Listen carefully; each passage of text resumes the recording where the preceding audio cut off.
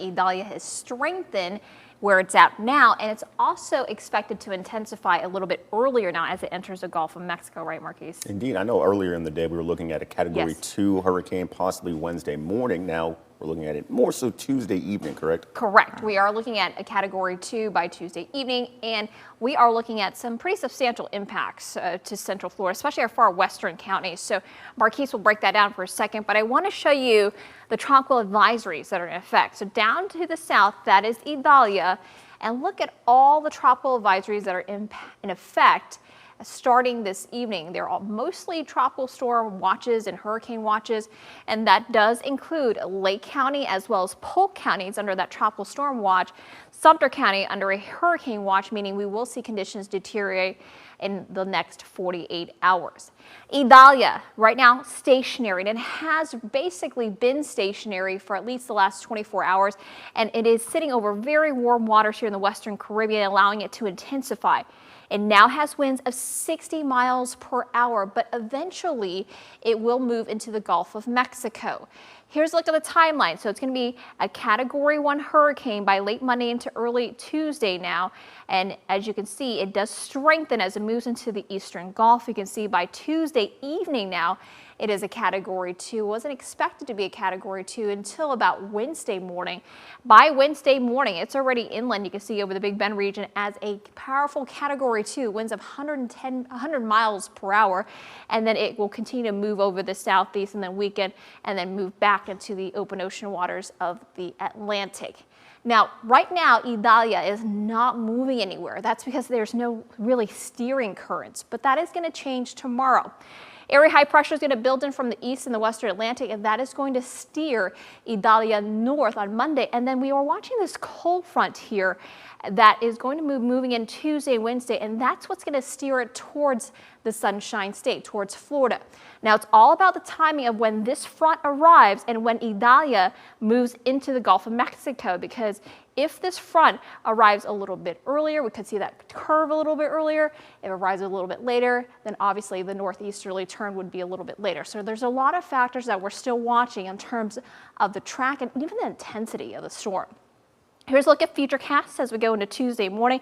8 o'clock, again, right over into the warm waters of the Gulf of Mexico, already starting to bring some squally weather towards the Florida Keys. By Tuesday afternoon, 2 o'clock Tuesday, you see it really impacting South Florida already.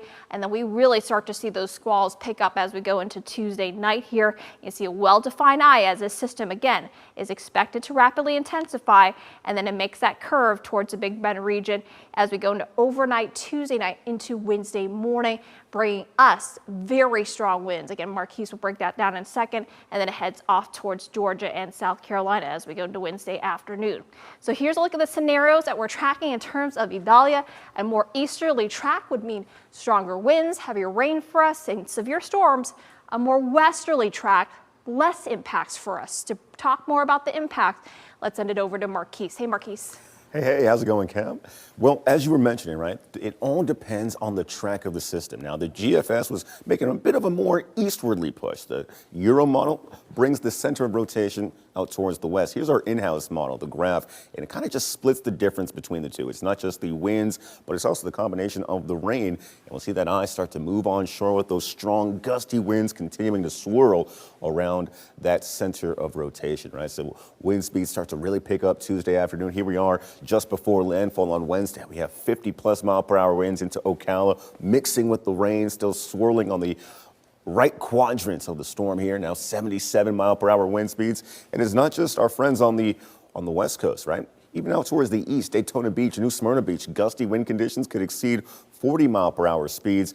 And then we'll see that eye continue to move across the Georgia-Florida line into the Carolinas and out across the Atlantic. So with Tropical Storm Idalia, you need to get prepared as quickly as you can. Tomorrow is a perfect day to top off your hurricane kit. And if you can't get those preparations done, you need to finalize them on Tuesday, because it's likely that by Tuesday evening now, we have an earlier Category 2 knocking on our front door. And by Wednesday, just after midnight, that eye wall will be moving onshore.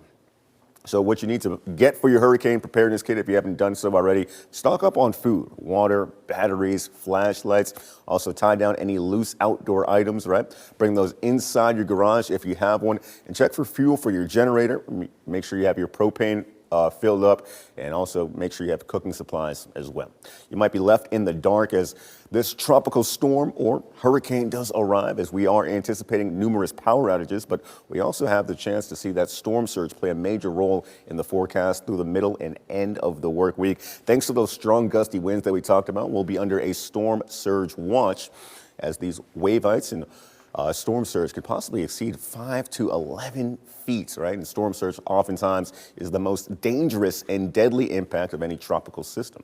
We'll also have the chance for strong, heavy downpours, even into central Florida, Orlando. We could be looking at 3 to 5 inches of wet weather heading into the middle of the work week. Here we are Wednesday evening, and we could have some locally heavier downpours as well. Here's a look at the rain showers that we did see across I-95 earlier in the day. Now, rain is starting to fade away. We'll see those rain showers return tomorrow once again, but here's a closer look at where the rain is. Oak Hill, Scottsmore, small drizzle as we move further into the evening. That'll fade, and then we wake up to clear skies tomorrow. Lots of sunshine to kick off the work week. Great news there, but here comes the wet weather. Monday afternoon, this is not related to Idalia, but Tuesday is when we have the better chance for some wet weather coming our way, as we do have a first warning weather day issued, and that'll take us into Wednesday with that eye making its way onshore. And then as we move throughout the work week, temperatures start to stabilize in the lower 90s.